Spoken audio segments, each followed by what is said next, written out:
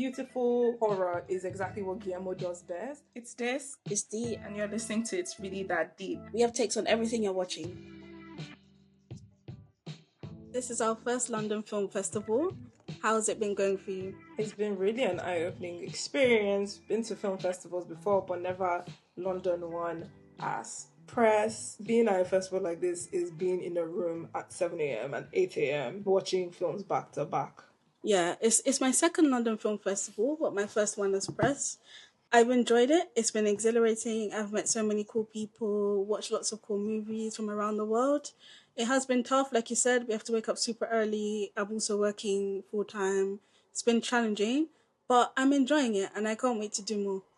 Yeah, there's something really thrilling about it, and also we've gotten the chance to sometimes speak with the filmmakers and the people involved with making the film to get additional context on what they were trying to tell with their films, and that has been really, really an additional layer to all of this that has been fun. Not in a celeb chasing way, but in a you get to actually hear from the artist what their intention is, regardless of whether or not we agree with them, because God knows many times we don't.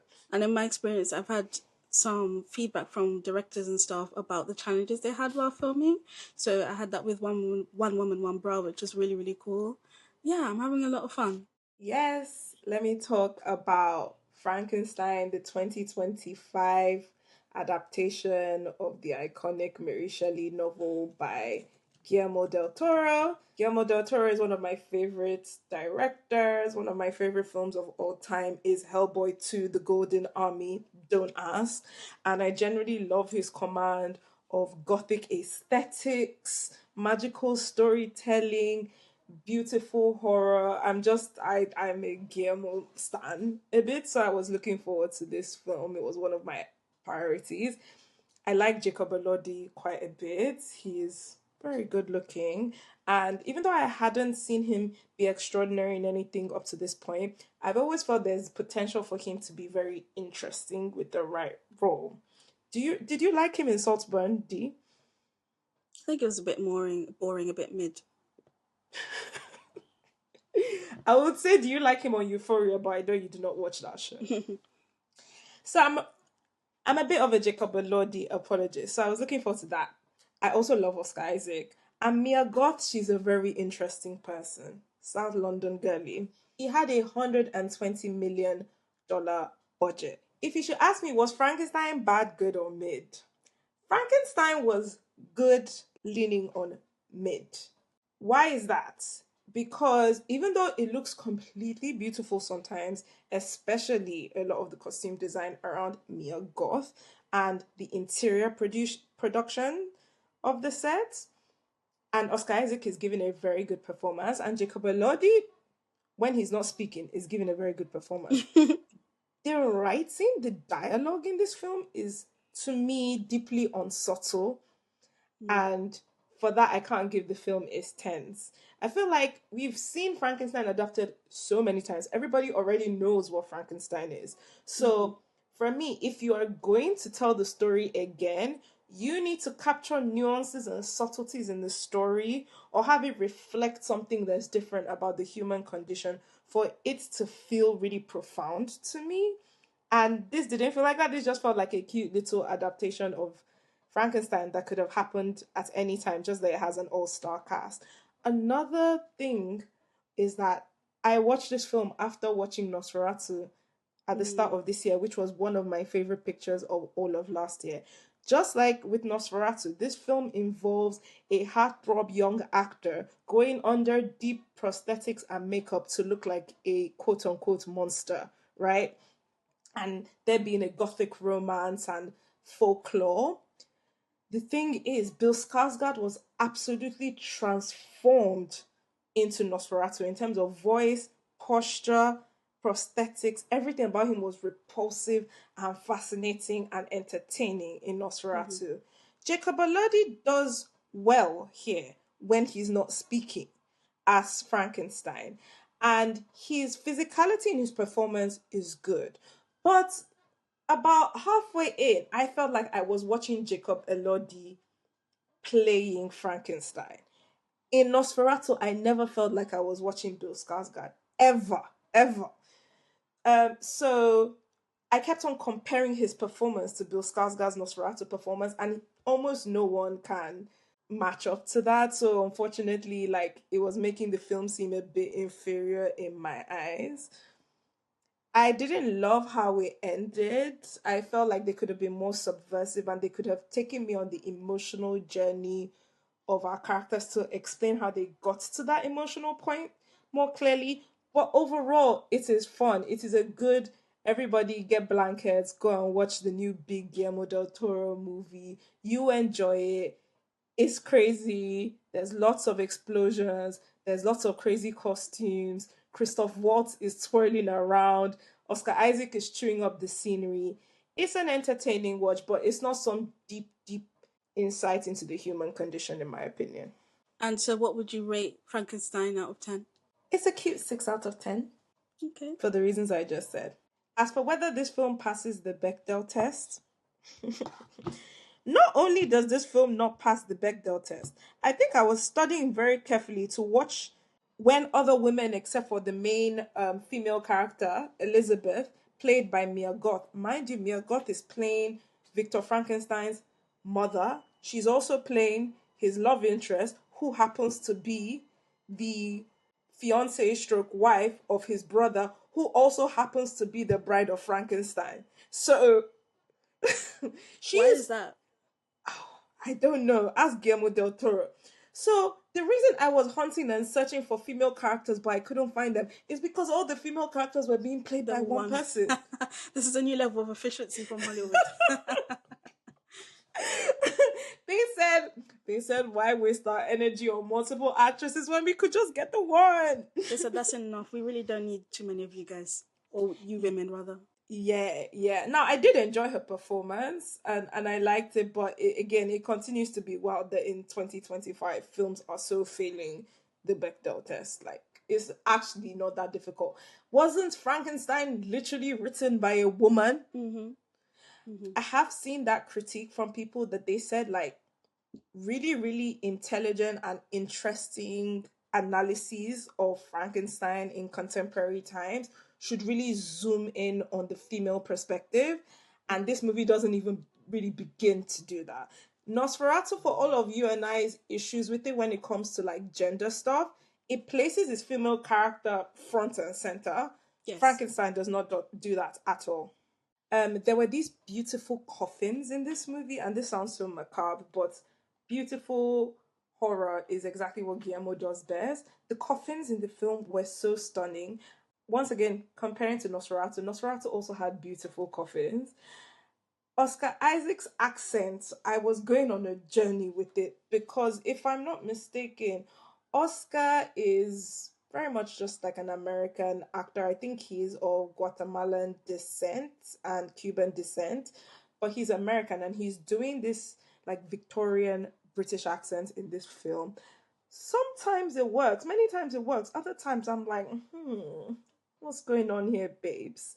Overall, though, the performance is very commanding, and I wouldn't be surprised if he gets some awards attention this award season because lead actor category is not that competitive this year, in my opinion. Yeah, agreed. There was a lot of exchanges going on in the movie between his character Victor Frankenstein and Christoph Waltz, who I love. Henrik Harlander's character, where it was basically two dumb bitches saying exactly. There's a literal scene where Henrik Harlander says, "Oh, I hear that you're trying to resurrect the dead. I can help you do it. I can give you money. I have this map of the lymph system and maybe you could electrify it and that's how you resurrect." And then the guy looks and he says, "No, I'm going to put the electrode right here." And Heinrich says, "Oh, exactly, of course." And it's literally two dumb bitches pointing at each other saying exactly. And it's played very straight by both of them in a really funny way. The movie is kind of funny in some parts. I will say, I praised the interior production design for this film, and inside, scenes look absolutely amazing.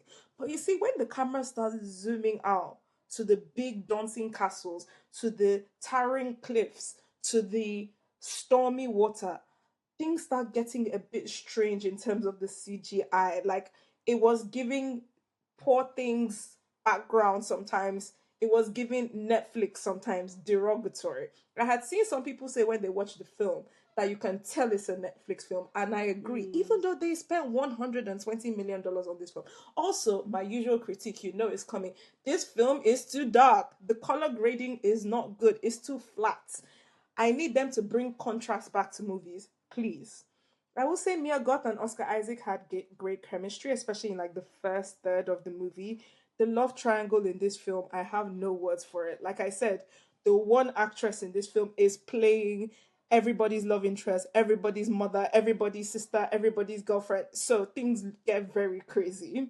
There are some very, very stunning cinematography shots. There's this beautiful scene where they're like, I think near the North Pole, near the Northern Lights, and you see the monster walking, and it's so beautiful. And the weddings, there's some really beautiful slow motion shots. So there's a lot of beauty in the film. But again, that's Guillermo's bag. Those would be all my thoughts about Frankenstein. I think people should watch it. It will be fun, but it's not some incredible work of art. Hedda. So normally we don't discuss movies before recording because we find that we get better responses when we don't know what each other think. We did have to discuss this briefly because we actually got to meet the director and some of the cast. So, what do you think about Hedda? Was it good, bad, or mid? Have you changed your opinion at all? Hedda was bad leaning on mid. No, my opinion has not changed. I maybe have very slightly softened in my opinion about Tessa Thompson's performance, but that's it. So I completely disagree. I really enjoyed Hedda. I thought it was a really fun movie to watch. It's definitely one of my favorites of the London Film Festival thus far. I think number one, it's rare for us to see a movie that really centers women unapologetically. This movie doesn't care about men. Usually it's the other way around. I just thought it was fun. It was a great watch for me. See, I'll tell you what I told you before when we previously discussed this film, which is that I found Saltburn fun. Doesn't mean it's a serious movie. And that's how I feel about Hedda, but with less fun, to be honest. Well, for me, I feel the reverse. I do see there are similarities between Hedda and Saltburn. Saltburn is white to the core, it's male to the core. It doesn't care about women, actually. I'd much rather watch a fun movie that puts women at the center being messy and doing the most. Having said that, I just love those types of movies in general. I love The Handmaiden, which you didn't like. And of course, that whole movie is basically about women plotting and scheming. Um, Look, Hedda's not, it's not an Oscar bait movie. It's experimental in some ways. Um, it's not supposed to be taken very seriously. It's just supposed to be a fun movie to watch, and it definitely worked on me. You see, but you saying it's not supposed to be taken seriously, I actually disagree because I think the film is trying to juggle some serious concepts.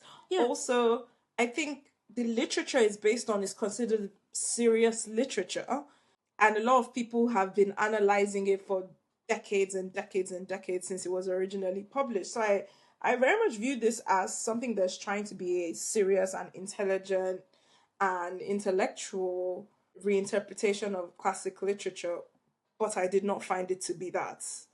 so that makes sense why you don't like it if you read it that way. I think you can make a fun adaptation of something that's considered serious. That's what I consider Hedda to be. Let's talk about the narrative and the themes. So as you've mentioned, Hedda is a adaptation of a play of the same name. It focuses on the character Hedda, who is a newly married, unhappily married woman, and we find out that she has a quite strong attraction and yearning for her previous lesbian partner Eileen. In the play, Eileen's actually a man. He's called Albert. So throughout the movie, for the first act, we see Hedda, who's a very boisterous, strong woman. She's bossing people around. She's also black, by the way. So that's another difference from the play. And we see her navigating 1950s, we assume England. It's not clarified, but we assume it's England. And she's navigating a space of being a very powerful woman, but still having to bow down to what is ultimately patriarchy and a racist country at the time.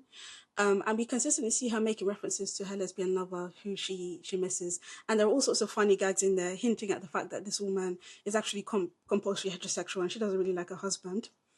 And then we finally get introduced to Eileen in my favorite scene of the movie, where the camera completely zooms in on Tessa Thompson's face and the whole room stops basically. And Eileen turns up looking like a dom, basically. Very, very funny.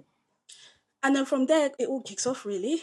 Eileen is a very smart woman and she's releasing a book. So she's trying to get the attention of Professor Greenwood, who has a new job available at the university, but that also happens to be the job that Tessa Thompson's husband is going for. So we see this really weird power play between Hedda, her husband, Eileen, and also Eileen's younger lover. And it's just a very, very interesting depiction of power play in romantic partnerships and the like. So Is it that interesting, D?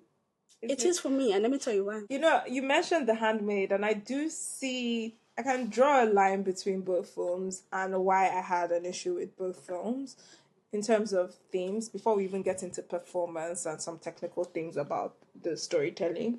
Yeah. Is I think perhaps I actually just generally don't respond well to these queer stories where it's basically almost like a love triangle between a woman, a more powerful woman in a position of authority, and the man that she's forced to be with. I think maybe I just generally don't tend to find them that engaging because I'm thinking about those two films and I'm like, the fact I had pretty much the same reaction to them, maybe there's a pattern there.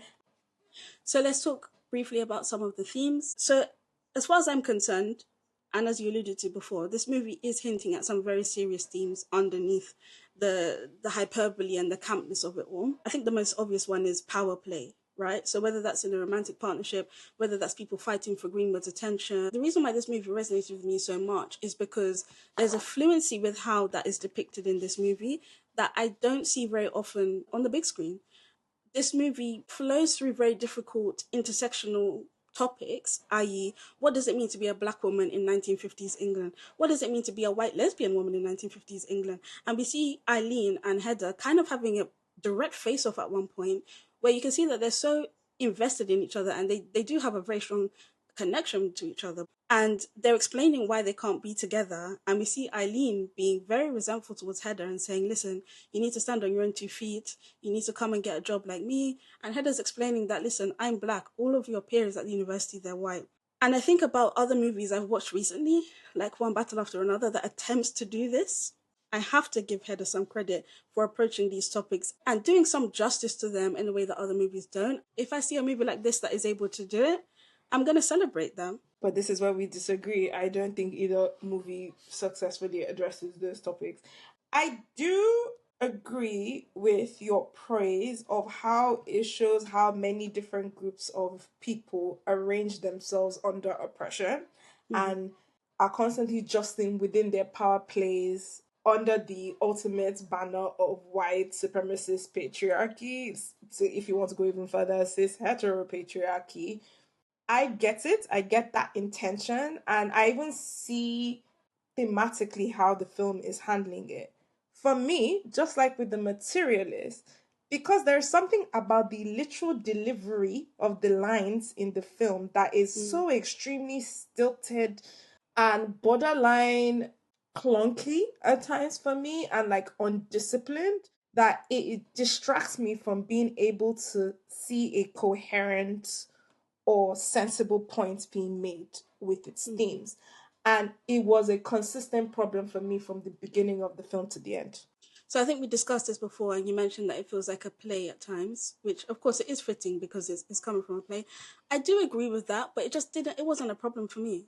I view this movie as a very camp, fun movie to watch. It has vibes of A Murder on the Orient Express as well. So if you're someone who enjoys those movies, you will like this one, as long as you're not someone who's offended by, queerness on screen or movies that center women, for example. I think you'll enjoy it. Another theme that this movie tackles quite well, actually something it completely ignores or doesn't care for, is heteronormativity. And that's one of the reasons why I loved it as well. Basically, nobody in this movie is monogamous. There's absolutely no reason to assume that anybody in this movie is going to be with their partner and be faithful. I think the depiction of women's sexuality was very interesting as well. So again, one of my issues with One Battle After Another was the way how I felt that the black women, especially Jungle Pussy and Perfidia, were hypersexualized. I think this movie is a great example of how you can have an extremely raunchy movie. I would say this movie is like freaked out, as people like to say. This movie is about sex. Sex is not a minor theme in this movie, and the women are the ones driving it. But they're not sexualized for us to indulge in it. And there's a certain subtle approach to women's sexuality while still having them be quite hypersexual, actually, which, again, I don't think that I've seen a man do that successfully.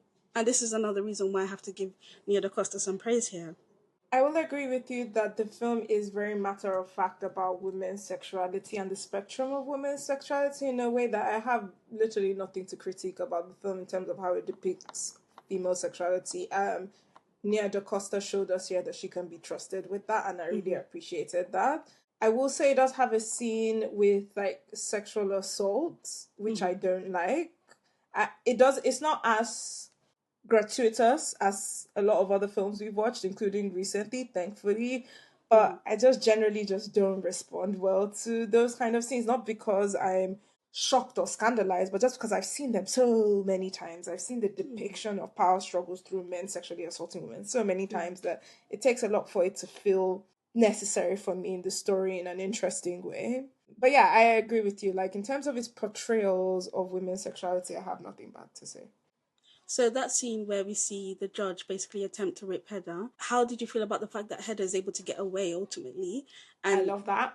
yeah, exactly. So I think, again, this is something that if it were a male director, we would have been seeing her struggle for her life. She probably would have been, raped on screen, all of this sort of bullshit. Nia DaCosta didn't do that, which was great for me. Another thing I will say on the subject of gender is a lot of women complain about the lack of complex female characters on screen. Hedda is a deplorable woman.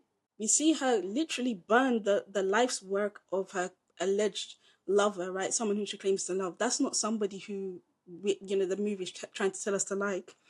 And yet, she was so entertaining, and I love her as a character. Similarly, we have Eileen, who she's also a very complicated character. She is a white woman in the 1950s. She doesn't understand what it is to be black, and we do see her kind of shoo away Hedda when she's making complaints about what it is to be black or a person of color in that time, which is a great thing, especially for me as a black woman. We also see Eileen and her relationship to her younger partner. And I think the movie is making a very deliberate claim about what the nature of that relationship is.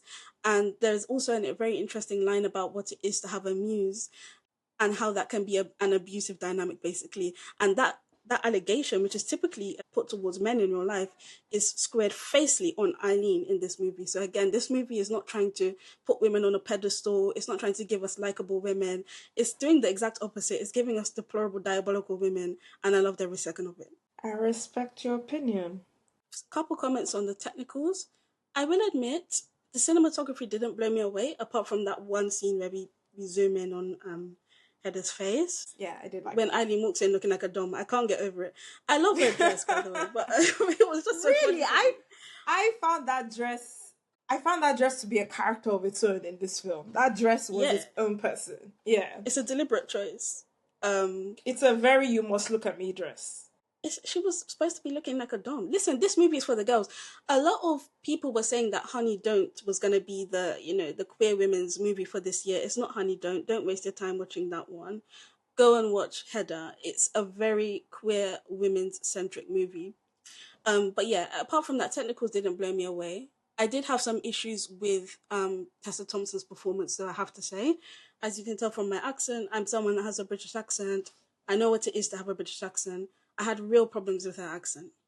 And that was a big part of the reason why I couldn't actually place the movie for a long time. I still would argue that the movie doesn't clearly demonstrate which country it's coming from. Let's talk about that very briefly. When and where Yeah, is this film supposed to be happening? I don't know. Sometimes I watch stuff where they intentionally keep that ambiguous to add to the discombobulating air of the film, like or the TV show. Like I remember Sex Education, which is a show I liked a lot in its first two seasons, intentionally was set in a way that you could not put your finger on what time it was. I think Severance is like that to some degree. And Yes.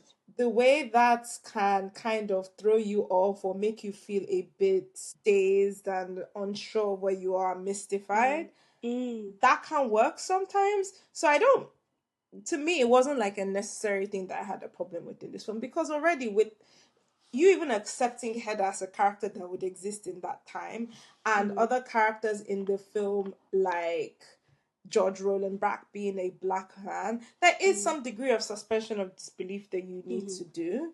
So I'd already taken that leap from the beginning of the film. One other criticism I would say for this movie is it's very predictable, let's be honest.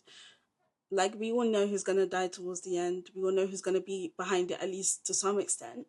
But I do think that the people who are criticizing the movie completely through that access are kind of missing the point. I don't think that the point of the movie is to be a whodunit ultimately, although I can see why people would think that, because again, it does really give Murder on the Orient Express vibes.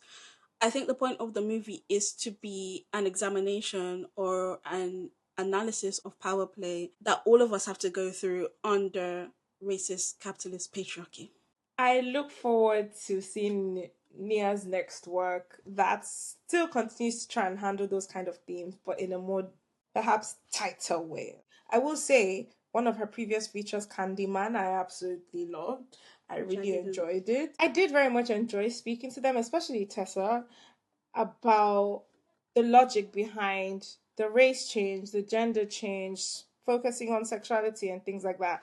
And here are a couple of clips of what Nia actually had to say to us. Yes, black women are like amazing, strong, and dignified, and elegant, or whatever, but also we're fucking messes, and some of us are a liability. And so I'm really committed to portraying black women behaving that way, and that's what Hedda is. I hope that this means that there's all these new black Heddas and Heddas of color. Like, I'm really curious to see now What happened with Wicked? Yeah, exactly. Cynthia Erivo. Exactly. Yeah. I'm really interested to see, who I'm in conversation with next. It plays with this, with the fact that we all are just animalistic side to an extent. We hold ourselves back. It's not necessarily the other person who we want to blame for certain things. For a brief moment in that scene, these two people look each other in the eye and they take their masks off, and you see George really for who he really is, and Eileen gets to see him, and she shows a bit of herself that she hasn't shown to. So it was a real joy to play, because in amongst all of these games of people pretending, you just have this moment of raw honesty. Des, what would you rate Hedda out of 10? I have to give it a 4 out of 10. And I know that sounds harsh, but trust me, this is it softening up a bit, because when I first watched it, I was at a 3 out of 10. I raised it to a 4 because I don't have much issues with the costuming, the production of the film, the editing. I think is fine. My issues are mostly with the script and certain dialogue decisions and certain performances. Nina Hoss's performance, I think, is very, very, very good, and she commands the screen in every moment that she's in. So she also helped add to that one point. I can't believe I'm giving this film that was made by a black woman starring Tessa Thompson an extra point because of a white woman. That's not good enough, this.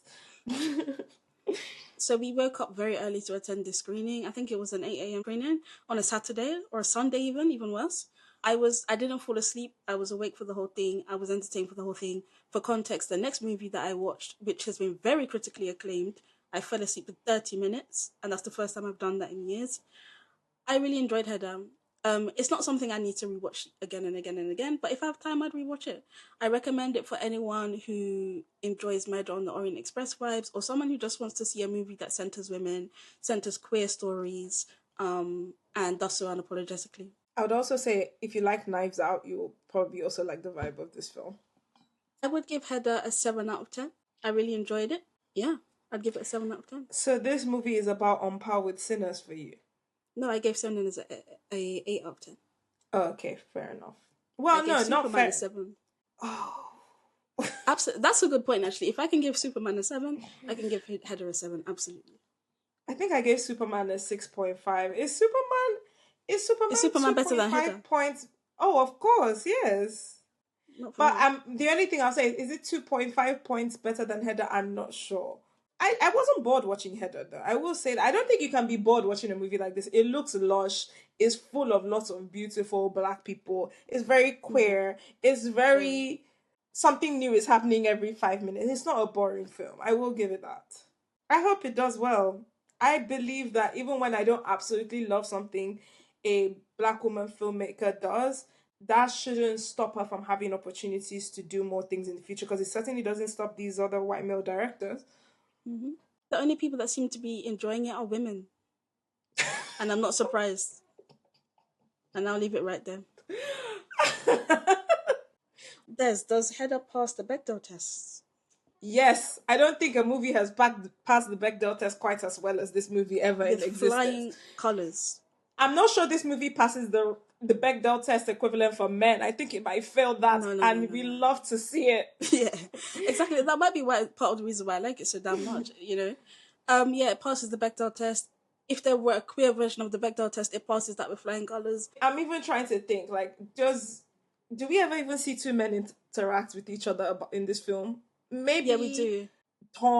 George briefly with the Professor Greenwood, but even then they're always talking about Hedda or they're always talking about Eileen. I'm telling you, two men never talk about women for this film. They're being bossed around by women, so you know. I love it. This one is for the girls, period. It is good. And when the women talk to each other, they're talking to each other about their work, about their scheming, about their love for each other, about murder, about plotting on each other, about giving each other guns, about running away with each other. They're talking about everything but men. Yeah, I loved it. The next movie we will be discussing is Luca Guadagnino's After the Hunt. Was After the Hunt good, bad, or mid? Bad. Yeah. Bad film. Diabolical. Let's get straight into it. After the Hunt follows a black female student at Yale called Maggie. She's also a queer woman. And we see her interacting with her professor, Alma. And Alma is a white woman. She's a professor at Yale. And she also has a colleague called Hank, who is a white man. We introduce to them at a very pretentious party where they are discussing various quote-unquote woke topics. And the movie is very much indulging in that to start with, right? On this night, Alma sees Maggie and Hank leave the party, getting into the lift together, looking very friendly, and she goes to bed. And then shortly after that, we see Maggie in a very shaken state, approaching Alma and saying that she has been assaulted by Hank. Alma has a really cold response to that, and from there on, we see Maggie kind of contemplating who she should believe. It's worth noting that Alma has an inappropriate relationship with Hank. She's also a married woman, by the way. She's married to a man who she basically can't stand, and the movie makes it clear that she doesn't really care for him. Hank is a very attractive young man in the movie. We then see Alma navigating how to approach this with the deanery. And long story short, Maggie ultimately goes to the school and she lets them know that she's been assaulted. She lets them know how Alma responded to her. And Hank is ultimately fired, and we see him completely crashing out. He's also quite vicious towards Maggie at some points. And long story short, there's a big confrontation between Maggie and Alma towards the end, where Alma basically says to Maggie that, look, you're trying to destroy my life. You're just obsessed with me. You're dressing like me. You are trying to do everything like me. You just want to be me. You're in a relationship with a non-binary person who you don't care about. You're a mediocre person. It's also worth noting that the movie makes it very clear to us that Maggie apparently comes from a very wealthy black family, and this is a major point of contention in the movie. And then we have this very ridiculous final scene where essentially that whole dialogue where Alma says, oh, you're trying to be like me, it's revealed that almost everything she says is true. So we now see Maggie, and she's dressing more in her own style. She's dumped her non-binary partner. The only thing that doesn't get clarified is whether or not she was lying about Hank actually sexually assaulting her or not. And the movie leaves you to ponder on whether that scene is enough evidence for you to believe that Maggie was telling the truth or not. I hate that final scene deeply, deeply. But let's get into it. Can I give some thoughts about this narrative that you've so kindly laid out for us? And I thank you for that, and I apologize to you for that you had to do that, because even just hearing you say it back was just giving me war flashbacks of the nonsense I was enduring inside that theatre. I just want to talk briefly on literally that plot you just outlined here. And I want to highlight the fact that you basically just described the plot of Miller's Girl, which is a film that everybody understood was nonsensical tripe that was dead upon arrival. So why Luca Guadagnino saw the response to that film and decided to basically remake it, I don't understand. In terms of the story you've just laid out, I even think what you just described sounds more interesting and more narratively sensible than the film I watched. I tried, girl. I was like lolling in and out of consciousness while I was watching this film because I was just like in a daze, and not an artistically captivated daze, but in a daze of why am I here? And the more and more they revealed about these characters and their choices and how they were engaged with each other, the more irritated I was getting.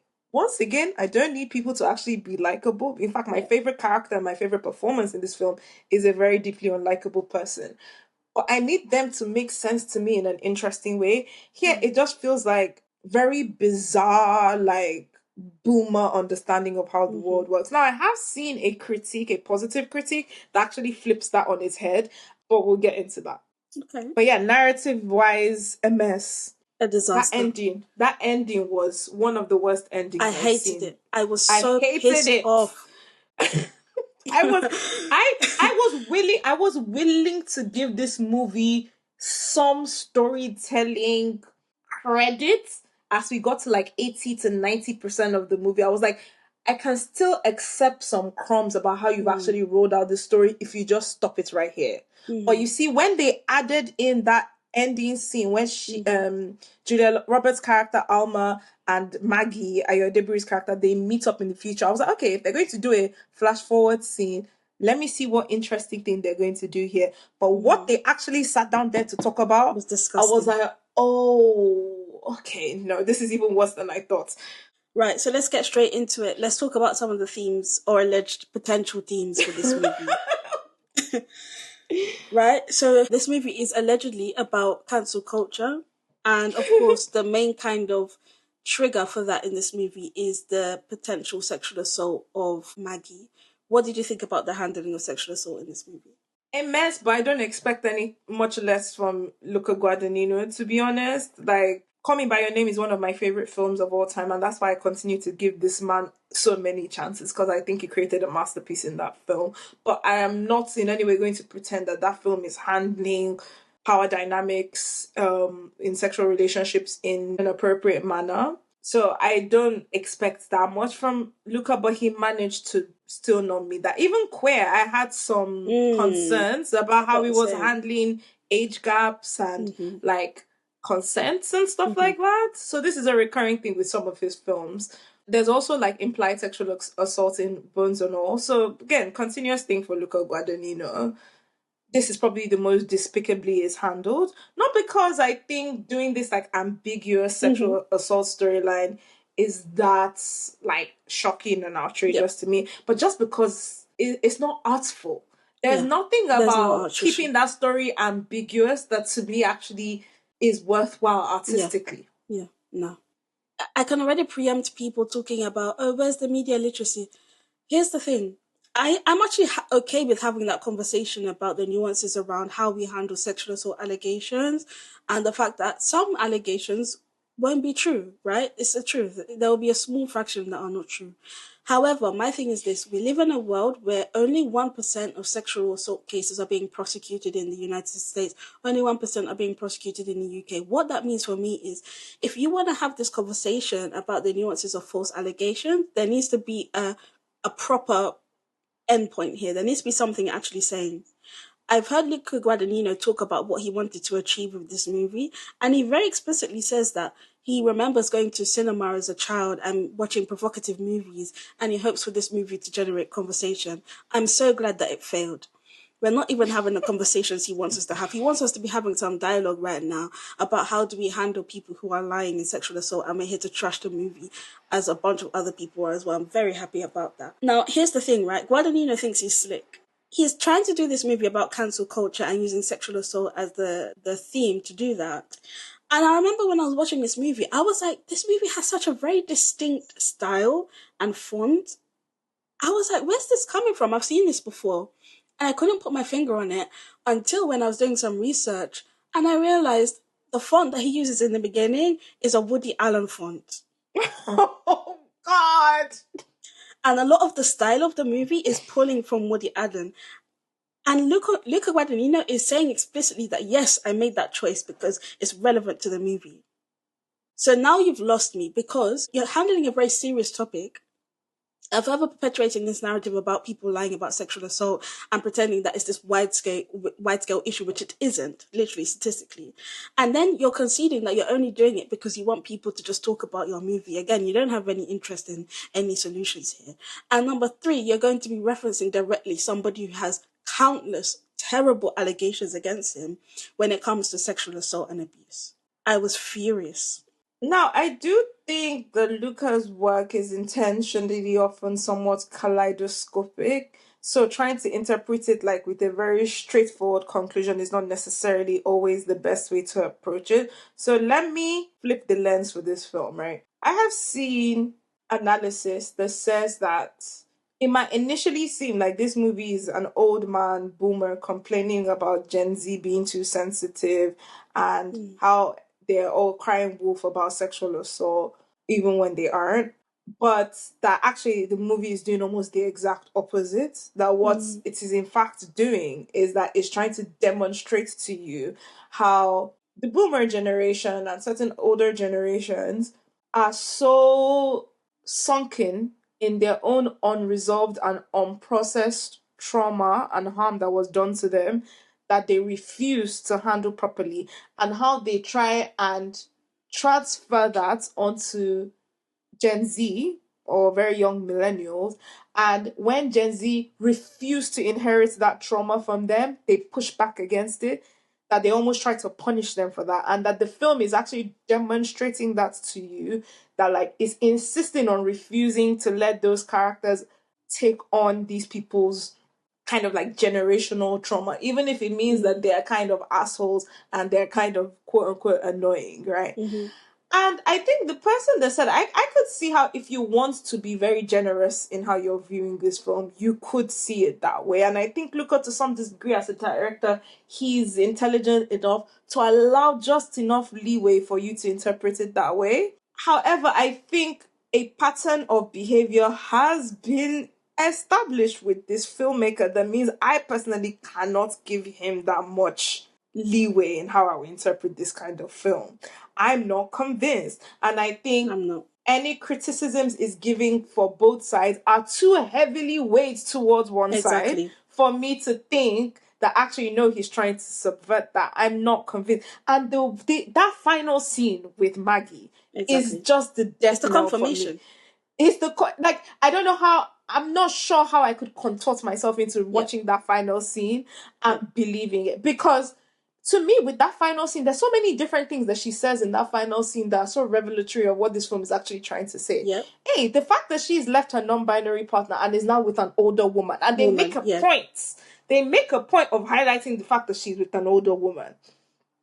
And her saying, oh, I don't know if I wanted to be with you or not. But basically just confirming for sure that she did have some kind of like sexual imprinting infatuation with her, like, you know, Julia is not imagining it, that this girl does want her, blah blah blah. And she's being still kind of an asshole about all of this in the way she's talking to Alma, who is also not a good person. I don't know how this film can leave you on that note and you don't think that ultimately it's trying to critique Maggie's generation more than anybody else. This entire movie, they present Maggie as this, first of all, they say she's incompetent repeatedly, which again, as a black woman who's gone to a university like Yale, that was grating on me. Not because it's impossible to be incompetent as a black person at a university like that, but because it's so incredibly unlikely. So again, we've got this theme of Luca Guadagnino referring to these very unlikely scenarios, combining all of them into a movie that's trying to make a comment about cancel culture. It just doesn't work. She's presented as incompetent. She's presented as a spoiled rich kid. She's presented as someone who doesn't really care about her non-binary partner and just uses her non-binary partner as like a left-wing social status thing. It's very on-the-nose commentary about Gen Z that we've all heard so many times before. Come on now. Speaking of on-the-nose, you know that scene where the mob basically surrounds Alma, and they're all picketing in her face to the point she literally collapses on the floor.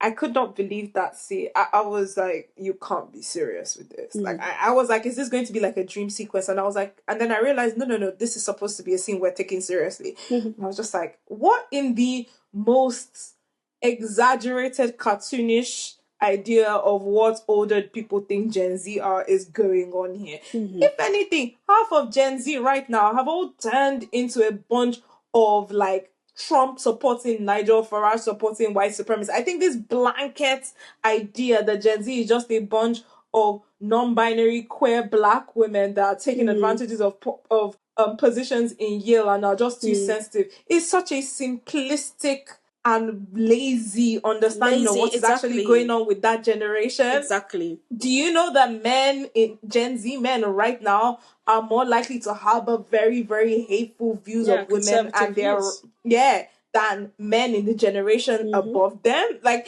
it's just like, bro, do you even actually understand what's going on here? Now, they did try and maybe address that with the little thing. I don't know if you noticed it. When we flash forward to the future, to 5 years in the future in 2025, and you can hear Alma watching the news or listening to a podcast talking about how Meta is rounding down his DEI and that. The message I got from that is that they're trying to basically say that you see all this over correctness that you were doing in 2019, 2020, it has led to this extreme backlash in 2025, so it's all your fault. That's the takeaway I got from that. And I was like, that's such a, how do I say this gently, white way of understanding what always happens when social progress happens. Exactly. It doesn't matter what you do. It doesn't matter how nice or sweet or well packaged you try and package social progress, especially when it involves Black people. Historically in America, there will always be a backlash. That has always happened. Jim Crow, Reconstruction, civil rights. This is a thing. The way the arc of social progress is always one step forward, 2 steps backwards, 2 steps forward, 1 step backward. If you understand anything about how America works and how the world works, you know this is not unusual. That's why in 2020, when all the companies were doing all of this, including mine, including yours, you and I were just watching them with amusement because we knew they didn't actually give a damn, and that when the time come, they would show their true colors. Like, so we didn't get, you know, whipped up into, oh my God, they really care. They're really thinking about Black Lives Matter.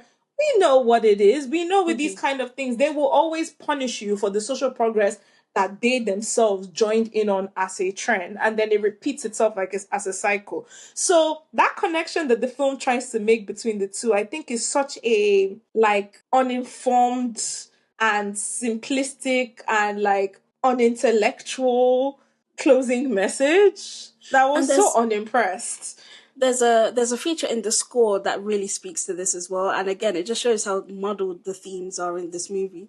So a lot of people have been complaining about the ticking sound that we hear, and it is quite obnoxious, and it feels like it's coming up at random points. The ticking sound that we hear in the movie, I knew the first time I heard it that it was going to be a countdown to when Alma is cancelled, quote unquote, by her university, and I was right. We no longer hear the ticking sound after Alma is confronted for committing medical fraud. Now, here's the problem. The ticking is obviously supposed to be a reference to Me Too, time is up, right? Again, it's a cancel culture movie. But the reason why Alma is confronted by the university has nothing to do with sexual assault. I didn't actually think about time's up specifically, like that actual literal wording, but that's okay.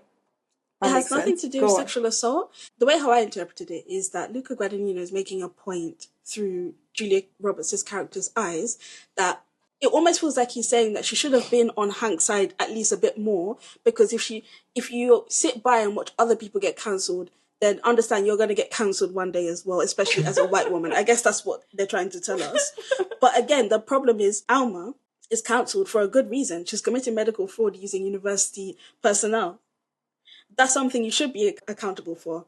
So even if you want to do this song and dance and flirtation around, oh, did Hank do it? Didn't he do it? Maybe he was just being flirtatious. If you want to do that with Hank, that's fine. But in Julia Roberts' character's case, that doesn't apply. So it's like this theme is too muddled for me to take it seriously. Do you think maybe to some degree Luca just wants to trigger this kind of conversation? He wants to encourage the outrage, like that's kind of almost the joke. That's what I said from the jump. He said it in an interview, and I think that's actually annoyed me as well. The fact he's come out and said it explicitly, it's like you have no shame. You have no shame. And I'm so glad he's failed in his attempt to do that, because nobody's having that conversation. In order for us to have that conversation, you need to commit to something a bit more. But because he's doing this song and dance and trying not to commit to anything, what that means is we don't even have the foundation to start having that conversation that he wants us to have about cancel culture. Again, like when I start hearing terminology like this, I almost start yawning, because I'm like, very few people have had any interesting stuff to say to me about the concept of quote unquote cancellation in 2025. I'm like, you really have to do a lot to convince me this is a conversation worth having right now, because it's often just such tired talking points. I will say that I think the film is very critical of certain characters, like Clovis 7J's character, Kim, the therapist. In that she just keeps on rambling and ranting about how this new generation, but like she's kind of an asshole, and she clearly doesn't respect boundaries. She doesn't respect her patient's privacy as a therapist, and she's not a great friend to Alma. Now Alma was kind of an asshole to her, but she did she kind of made a decision that would destroy her life very intentionally without even giving her a heads up.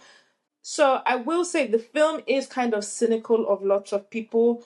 Andrew Garfield's Hank character, everything about that character makes no sense to me. The way he keeps on talking about you young people, and I'm like, Andrew Garfield, you look like you're 35 years old. Ayo Edebiri is 30. You guys don't look that far apart in age for me. So this message you're trying to make doesn't make sense. I think what would have made sense to cast in that character is like a good-looking silver fox kind of actor, like a good-looking actor that is clearly in his late 30s or early 40s. Andrew Garfield can almost pass as some of these like PhD students. So all this, you young generation or this, I'm like, I'm not convinced that your character would be conducting yourself like this. Also, like, just the Andrew Garfield performance to me wasn't convincing in general. Really? I will say, as much as I don't like the character, I thought it made sense because of how audacious he is when he confronts Maggie in person, in front of her colleagues. And I think he even, like, threatens her or raises his voice. He does something to show that he is a genuine threat. I also note that, even though I didn't care for the scene, because I just knew that Guadagnino was playing games, when we see Alma initiating sexual contact with him, basically, she asked him to stop, and he doesn't for a while, right? And the way how the camera just zooms in on her face, I knew exactly what Guadagnino was up to. It wasn't working for me. One of the theme I want to talk about is queerness and really speak to why this movie properly doesn't work. Because I actually don't have too many issues with the script itself. I think the execution is the problem. And a big reason why it didn't work for me, unfortunately, is because of Ayo Edebri's performance. And the reason why is because I was in no way convinced that Ayo Edebri's Maggie had any sort of attraction to Julia Roberts' Alma. It didn't work for me. So when the movie drops it through dialogue, I was just like, what the hell's going on here? Like, Julia Roberts is delusional. And then, of course, we have that ending scene where it's exposed that actually she did feel that way. And I'm like, well, you did nothing to show me that. I really want to support her as an actress. I have to say, though, she was the worst of the lead three performances. So, I want to definitely agree with you that I actually think the script for this movie is pretty cool and interesting. And in the hands of a more locked-in filmmaker, they would have done exactly what they need to. But I don't know. I don't think I've seen any movie handle the subject matter correctly yet. A lot of these filmmakers are struggling with it. I'll explain after. I'm not sure any man can handle this subject matter properly in 2025. I mean, maybe they can, but I'm yet to see evidence of it. Yeah. I do think the script could have... I can see how you could read the script and think there's something clever you have here. With the Ayo Edebiri performance, that's my Niger sister, okay? I think that her character is presented not either Machiavellian enough, nor in the clouds, dreamy, progressive fantasy elfishness enough. So she just sits in this slightly clunky in-between place that doesn't work. Yeah. In the end, she turns quite Machiavellian. Exactly. Like the very end. But it doesn't work as a transition. And this points to the fact that it could be a Guadagnino problem as well.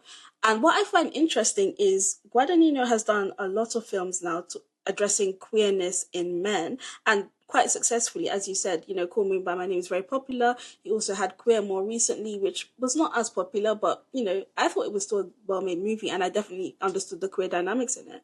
And it was beautiful. That's another point. But I feel like he really doesn't understand queer dynamics when it comes to women, and it really came out in this movie. On the point you made about beauty, another thing I didn't like about this movie is, Guadagnino films are usually, if nothing else, very beautiful. And this movie lacked a certain amount of flair for me.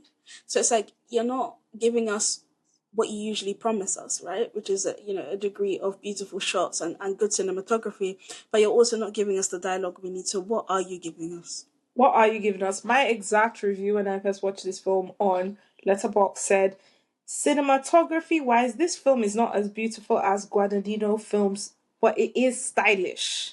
It is So stylish, yeah. I had a similar critique of Challengers. Challengers' entire costume design was done by Jonathan Anderson for Loewe, and you can tell because many times it felt like I was watching a fashion film. Similarly, here for After the Hunt, I think the way Julia Roberts' character is styled, the way the flats they're in are designed, look very cool. Looks like you've set stuff up for a casual interiors decor magazine photo shoot, but the film itself is not shot very beautifully.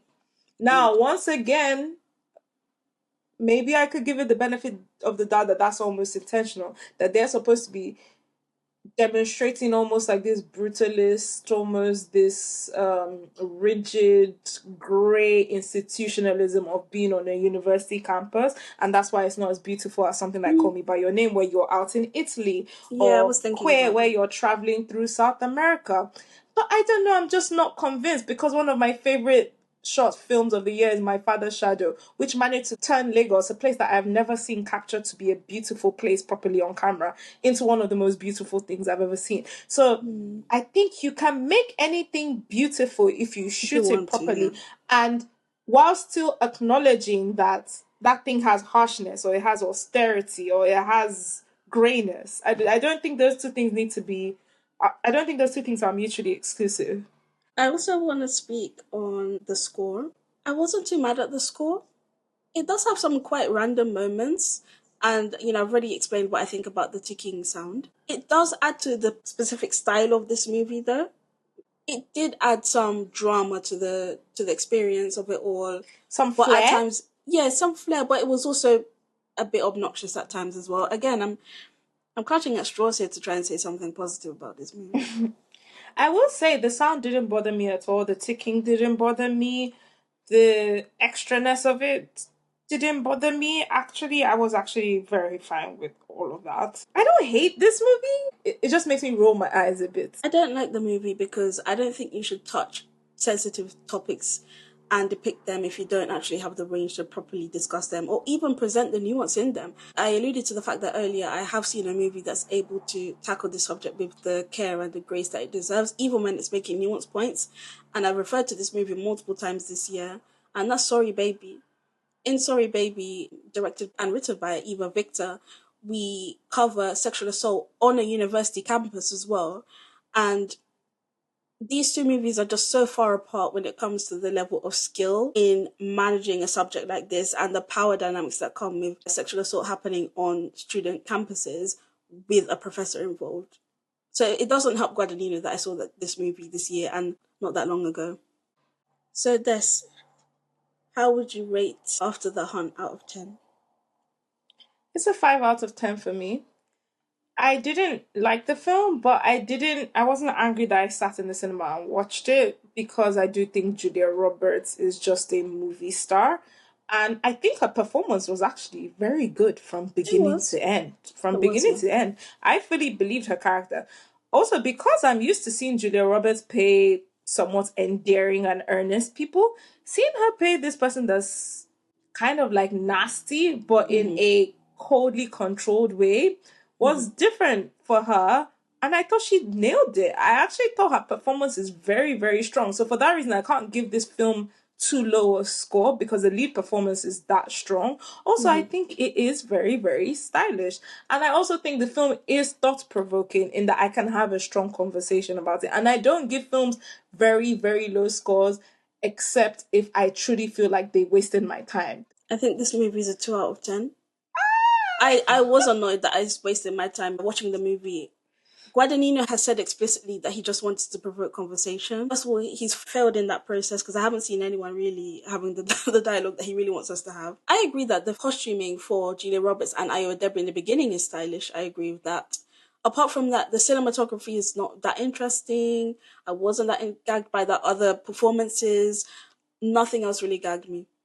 The first time we see Maggie, where she's wearing the suit at the little dinner party, I thought Ayo looked fabulous in that scene. The wig I they put loved her on is it. crazy. Like, the wig they put on her was wild.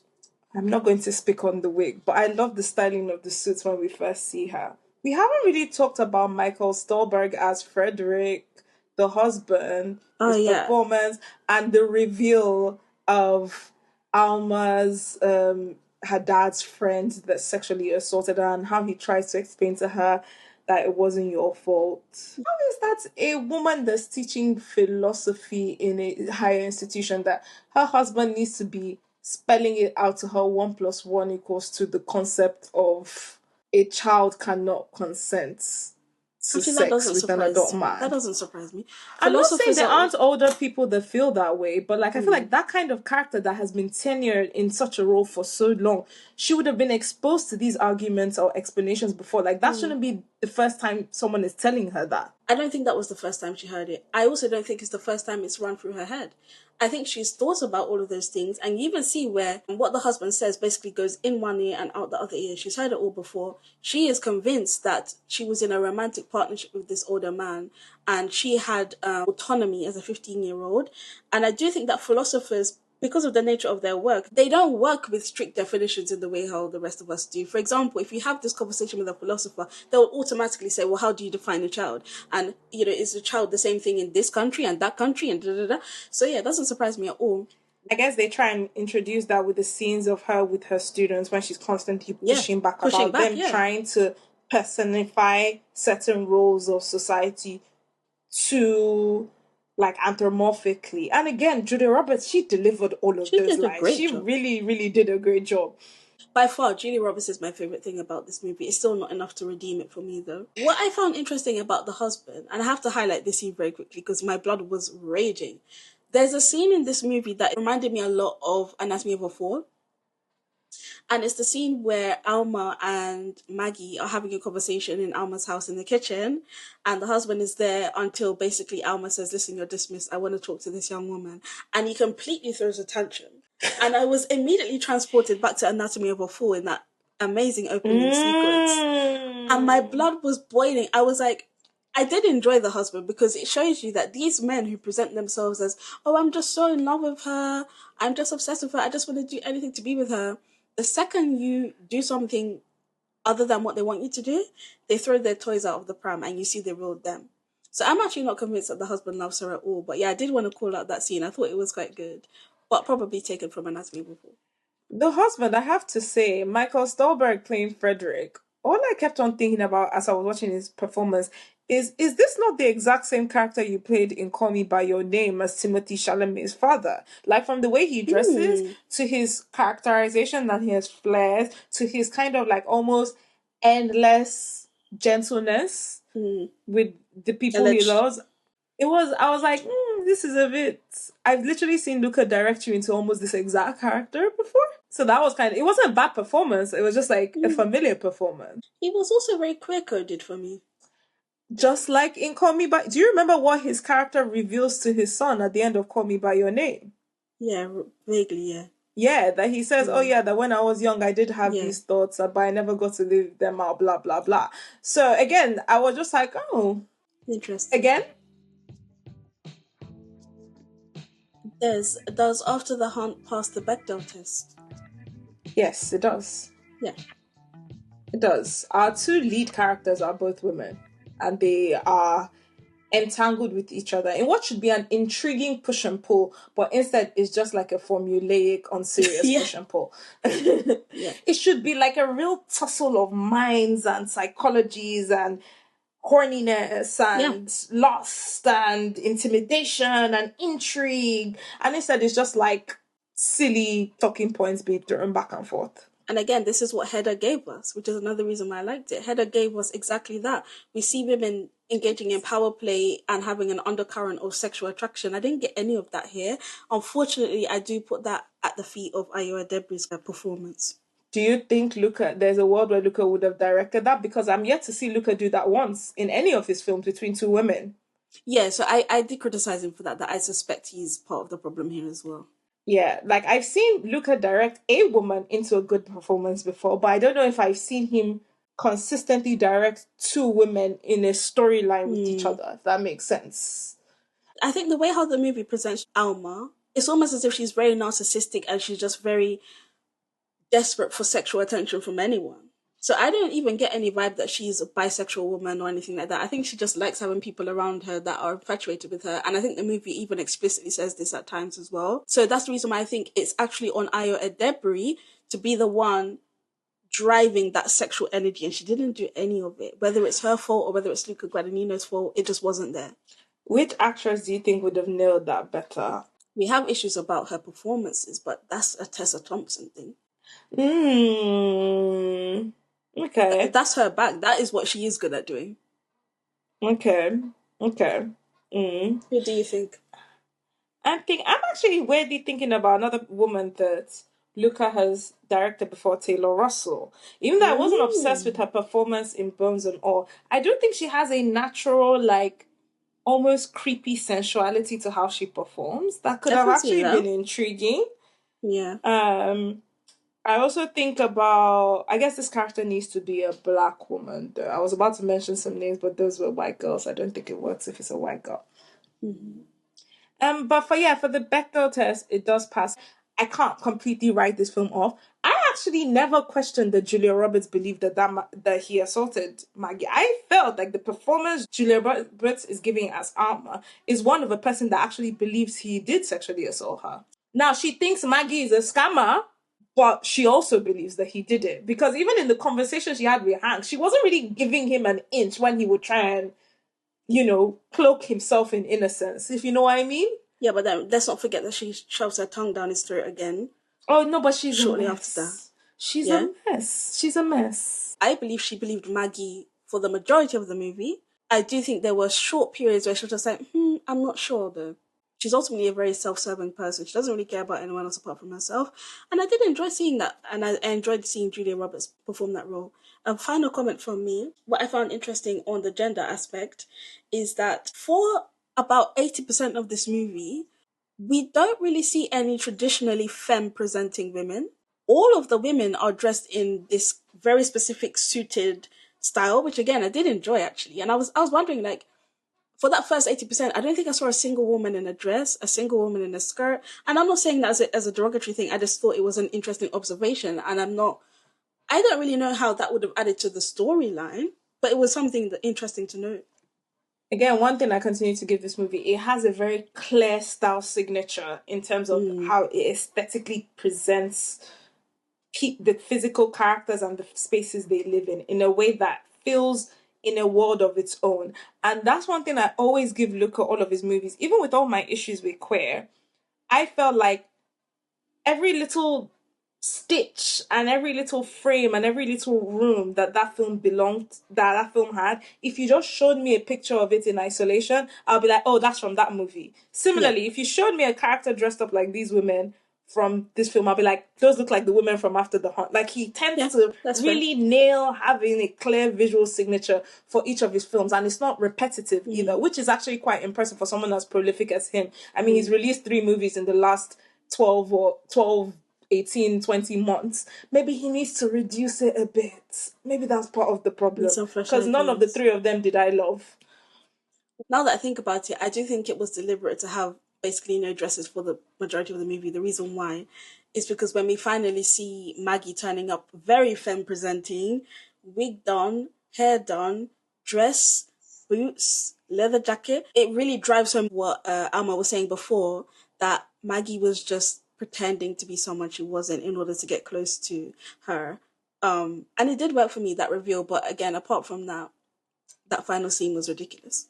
The final confrontation, not the very final scene, but the confrontation on campus between Maggie and Alma, where Alma calls her out that you're trying to look like me, and Maggie is literally wearing the same white trousers and she's tucked in her top in the same way and the belt. I found that visually funny. I was amused by that because I had already started wondering that why is Ayo Edebiri walking around looking like this? And so that was funny. This reminds me of one other key aspect about the cinematography and the filmmaking here, which is the focus on hands. So in the beginning, I thought it was just to focus in on who's married versus who's not married. But I realized towards the end of the movie, I think there's another axis to it. So I saw someone point out that in the scene, I think it's in that scene actually, just before they have the massive confrontation. The camera zooms in on both of their hands, and we see that Maggie has a black nail varnish just like Alma. So I don't know. I guess they were making a point that, I don't know, was she ramping up her infatuation with Alma? I don't know. I found it interesting. I think, like all Guadagnino films, this is a film that, like, whilst I'm not rushing to rewatch it, when it's out on VOD and streaming, I might go back to it to kind of like zoom in on certain choices again to try and like see if I think there's certain kind of intentionality to some elements of the shots. I don't think if the visual content of the film feels mundane or meaningless. Just like I don't think the script is necessarily meaningless either, but there's something about when you put all the elements together, including the directing, including some of the performance choices, and especially that ending, that it all just kind of like unfortunately reveals itself to be flimsy. Yeah, right. That's the perfect word for this movie. Flimsy. Next up is Yorgos Lanthimos' Bugonia. Yes, was Bugonia good, bad, or mid? Bugonia was bad. What do you think? Bugonia was good. Oh, God. It was good to mid. Good to mid. No, it was a bad film. It was a good movie. I enjoyed it. No. I enjoyed it. I strongly dislike this movie. You know that I'm not a Yorgos Lanthimos. I wouldn't even describe myself as a fan. Dee, stop lying. Stop lying. I'm not a stop fan. lying. I've come to the conclusion you are. No, stop it. You're a stan. You're not even a fan. You're a stan. No. I used to wonder, is it that she's just open to him sometimes the way I am, for example, with Luca Guadagnino? But I've come to the conclusion, no, you're a stan of this man. You genuinely have a special amount of love for his work. Because for you to watch, and it's Begonia that has confirmed that for me, because for you to watch this movie and have this reaction, that means you love this man. You're a stan of his. Begonia was good. One of the reasons why I liked it so much is because the whole time I was watching the movie, all I could think was, wow, is this basically Lanthimos telling us to free Mangione? Is this a free Mangione campaign?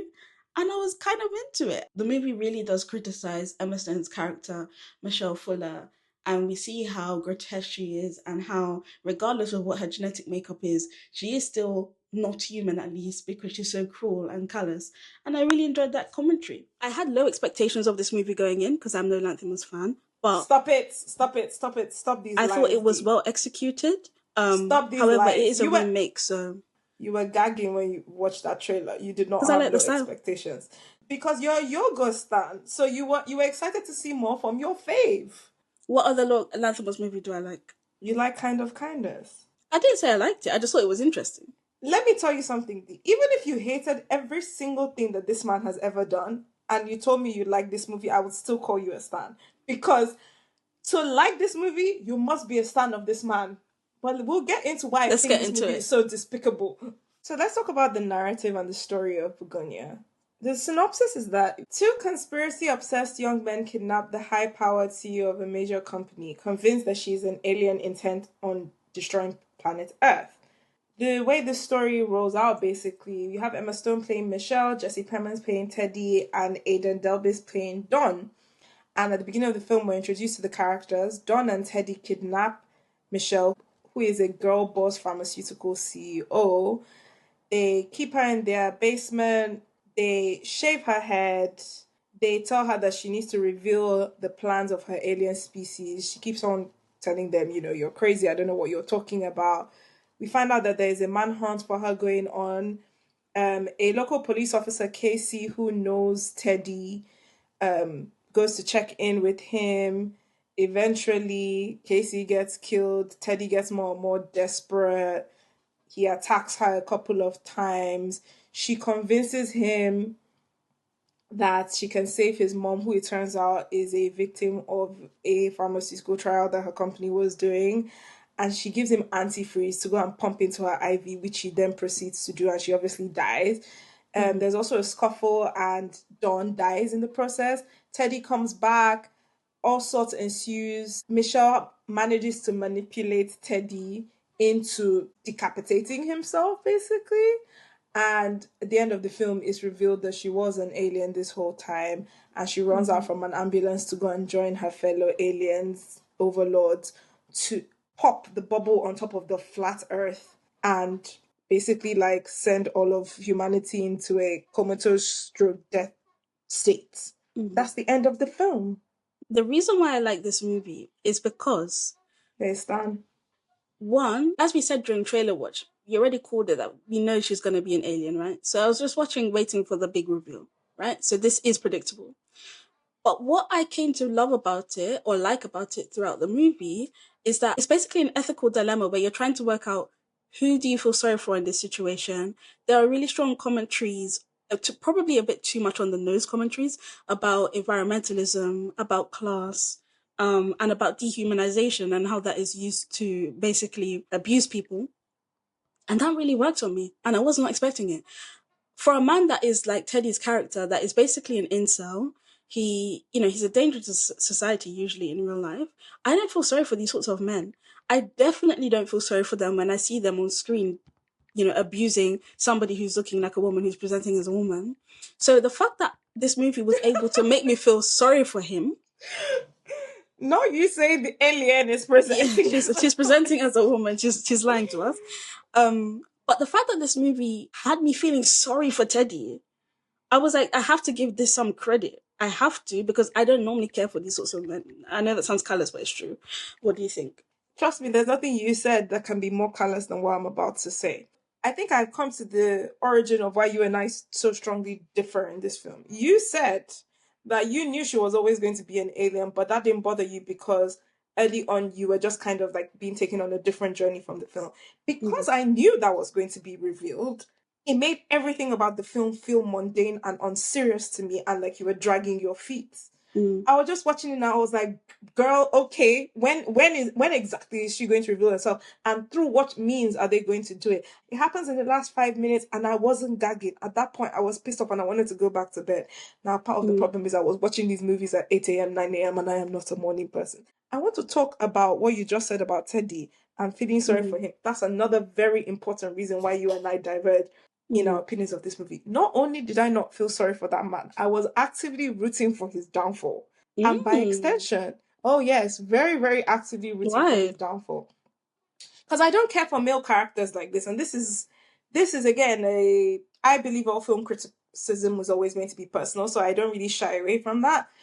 It is a thing that I personally have, that I don't respond well to these quote-unquote anarchist-style people, especially the white male ones, who start talking about how they've walked from every edge of the political spectrum. Like, oh yeah, I was a Bernie Sanders leftist, then I was a libertarian, then I was alt-right, then I was MAGA, then I was centrist, then I was this, because all they always tells me that it reflects that they don't actually care about anything. All they want to do is to feel anti-establishment just for the sake of it. Or they feel just generally isolated from society, or they feel like society has quote unquote moved on for them. So they're just clinging on to something that makes them feel like they can give a middle finger to the world. As if the rest of us don't struggle with all the confines society puts us in, but we don't have the privilege of like basically perpetually throwing a tantrum about it, have people constantly writing think pieces about how do we understand this demographic? How do we reach out to them politically? I don't have patience for it. There's a very particular segment of the white working class in the United States that have been the victims of like a lot of opiate addiction in like Appalachia and stuff like that. And I feel like Teddy and his mom represent those kind of people. You know who else represents that? J.D. Vance. So I am not a fan of trying to soften up the image of these kind of men, because to me they are very deeply dangerous. Because you see a J.D. Vance, he has the same backstory. Oh, my mom was an addict. I used to be a left-winger. I used to be this. I have a brown wife. But then, oh, can you believe because the pharmaceutical companies did this to me, that's why I became a white supremacist. That's why I took Peter Thiel's billions of dollars from the same corporations I'm supposedly always critiquing to become like the leader of the establishment myself, freaking vice president of the United States, and be spewing white supremacist talking points.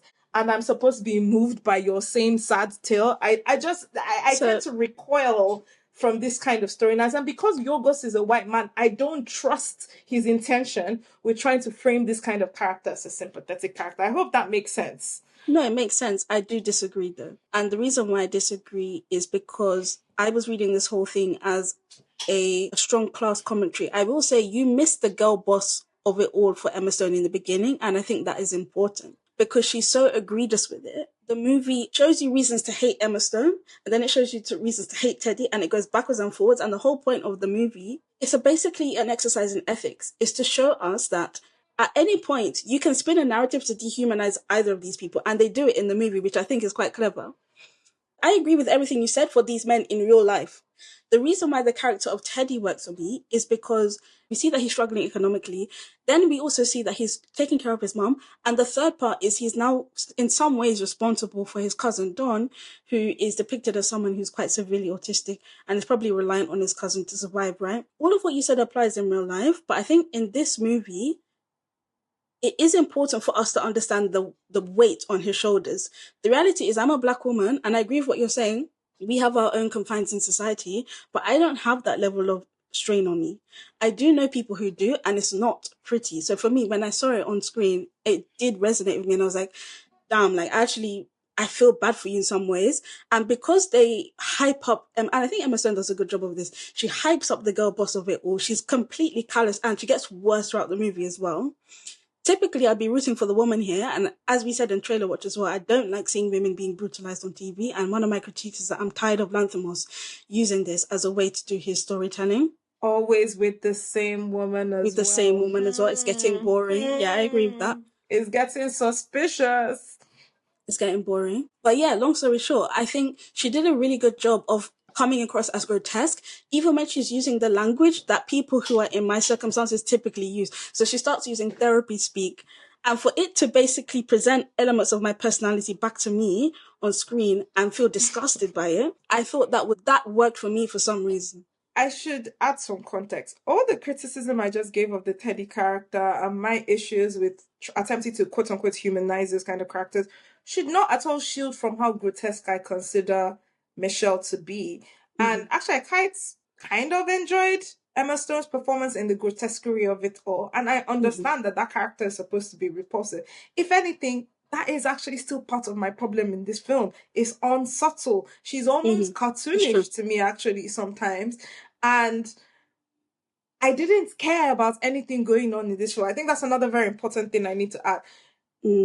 I always say this, and it sounds like I'm saying I need to like someone to care about a film or a character. That's not true. I just need to believe in you, like believe that this character makes sense. And these people, there was a level of just ridiculousness going on here, and just like despicable levels of stupidity and insanity that I was just like, I don't care. Like, reveal she's an alien and let's wrap this up. Yes. I feel like people like Michelle exist in real life. For sure. 100%. I've met some. 100%. D, if anything, you and I, we have experienced specific traumatic experiences with middle management, awful girl bosses. Yep. It should hit with me, but it doesn't. Now, I do think I have some biases here in the, like, as I've said before, there's something about the way Emma Stone performs. Even though I understand that technically speaking, she's giving well-studied performances, I have not been able to find the flesh and the humanity in these performances in years and years, and especially when she's working with Yorgos. There's something sterile I get from her performances, and this character is supposed to be sterile. It's supposed to be sterile, yeah. But so my critique is not the character sterility. There's something about the actual performance that I feel like I'm watching Emma Stone putting on a performance. I'm not watching the character. And I'm not just saying this about this Bugonia film. I felt that about Poor Things. When everybody was gagging about her Poor Things performance, I was like, I feel like I'm watching an actress playing a role. I don't feel like I'm watching a character. So this is like just a recurring concern I have with the way Yorgos directs her. With Jesse Plemons, his performance felt more organic to me. I do think he disappeared into the character more for me. But again, the character just seemed so bewilderingly insane. Like, it was taking me out. And I get it. His character is supposed to be unstable. His character is supposed to be this. His character is traumatized. I get it. But you injecting antifreeze into your mother's IV drip please, please, please, I cannot take this film seriously. Like I thought it was excellent. It worked for me. No. And I want to add something very quickly to your comments on Teddy's character, and then I'll get into Jesse Plemons. I get all of what you're saying about the way how men like Jesse Plemons are dangerous in real life, and I totally agree. I do think that Lanthimos made a deliberate choice to show us Teddy going to work alongside a black woman and trying to speak life into her. And I think he did that to counter your critique. It didn't I think work he saw on it me. coming and he was trying to counter it. I don't trust Yorgos. I think that's the thing. I'm not treating him in good faith, to be fair, which maybe is a bit unfair to him. But like already my level of tolerance for his antics is so low, so he had to really subvert all my expectations for me to give him that, and he didn't for me. Like everything about this movie was exactly what I expected it to be, and no more, no less. But were you expecting the extent of the commentary, which again, I agree is not subtle, but there's a lot. I don't find the commentary interesting though. Just like the same way with Poor Things, I also didn't find that commentary to be interesting either. I think Poor Things is a whole different story. It's a different story, but it's still, to me, still Yorgos doing his same thing of using Emma Stone as his little weird marionette doll to try to speak to his rumblings about nihilism that are going on in his own head through the marionette hands of a very strangely directed Emma Stone performance that involves her getting brutalized in some way. And I just find it kind of boring. I can't explain it. Like, it just, I have so little patience for it. Like 15 minutes in, I was like, oh, here we go again. 30 minutes, I was like, okay, so this is going to keep on. But when you get to the reveal at the end, I'm like, yeah, again, I agree that the reveal is predictable. And I don't mind me kind of knowing where you're going to, but when that moment comes, it needs to hit. And when the moment comes, when she's like, she jumps out of the ambulance and she starts running, I'm like, okay. I would have honestly preferred if they shown us more of the alien world, how they organize themselves. I would have been more interested in that. Absolutely. I think another reason why I like the movie is I went into it knowing that she's going to turn into an alien, so I was waiting for that penny to drop as well. However, I came to the conclusion around maybe 75% of the way in that I no longer care about whether she is going to be an alien or not. And the reason why is because Lanthimos and Emma Stone had sufficiently convinced me that either way Emma Stone is an alien. What I mean by that is the callousness of the character. I think that was when the antifreeze thing happened as well. The way how she was able to do that with such a callous, unapologetic, ruthless approach. And it wasn't even for survival, because notice that she didn't actually try to escape the house when that happened. So when Teddy goes to attempt to save his mom, she had a whole bunch of time to get out of the house and she didn't bother. And that was when I knew for a fact that she was an alien. Yes. Anyway. Yes, actually. I was wondering what the hell was going on there. That was the proof that she doesn't care. Why they were using that narratively. Yeah. But for me, at that point, I'd already concluded that the reason why she's an alien, the reason why she's not fully human is because of how evil and how callous she is. And they'd successfully convinced me of that at that point. So that's when I started to give the movie more credit than I otherwise would have. Doesn't that almost kind of even, to be honest, like subvert Yorgos's point though? Clearly, Yorgos is a person who feels a strong level of dislike for the amount of rot that humanity's worst instincts has done on our planet, and our ecosystem, and he has a somewhat nihilistic point of view on humanity's continuous existence on this planet. That comment that she makes at the dinner table over the spaghetti about the bees, but it's clearly supposed to be showing you that she's an alien and she's talking about humanity, where she's like, oh, maybe some species, like, they're just not meant to be here for long and they were always meant to be annihilated, and like that's fine. I could practically see Yorgos Lanthimos controlling Emma Stone's jaw to be saying those words, because that was just clearly coming from, it felt like a director's point of view so straightforwardly to me. I got the same feeling in Poor Things when you have that character that's played by Gerard Carmichael, who is talking about how he has a nihilistic view of the world, so he just kind of just does whatever. I think this is a man that clearly feels this way about these topics, but to me, he doesn't present it to me in an artistically stimulating way. So it's a whole thing that there's been like bee collapse in the real world. I get it, But I just didn't care. Like, I don't know. I just didn't care about how he presented it to me. I think maybe this also thing that I am overexposed to the news and I'm overexposed to criticism and art and culture. So I've already seen all of these points of views before. I've already heard all of these arguments before. So I'm just like, what have you said to me and what's interesting about the way you showed it to me? Nothing, in my opinion.